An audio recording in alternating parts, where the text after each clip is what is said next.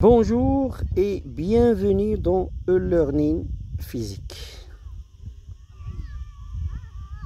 Aujourd'hui, on se focalise sur l'étape à suivre pour résoudre un exercice de mécanique.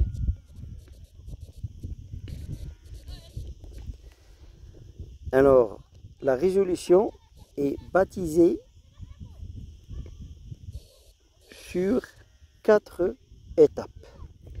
La première, c'est définir le système à étudier, parce que une fois on définit ce système, nous pouvons distinguer entre les forces intérieures et les forces extérieures.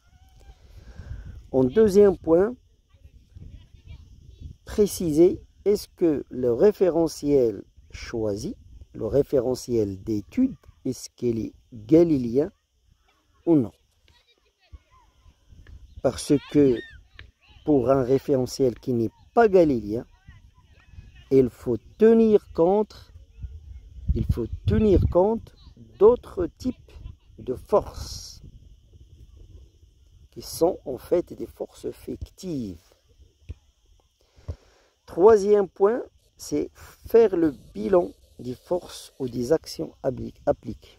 Le bilan, c'est-à-dire si jamais j'ai une force en moins ou une action en plus, le résultat trouvé serait complètement faux.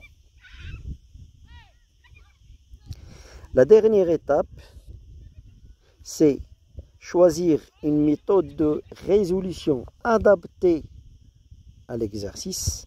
Ça peut être le principe fondamental de la dynamique, l'application des théorèmes du moment cinétique, ou de l'énergie cinétique, ou de l'énergie mécanique, bien sûr, dans des cas particuliers où le moment, par exemple, a une dimension. Alors, dernière étape qu'il ne faut pas négliger et à laquelle il faut faire assez d'attention, c'est de vérifier le résultat obtenu. Est-ce qu'il est conforme aux attentes, à l'expérience, etc. ou non?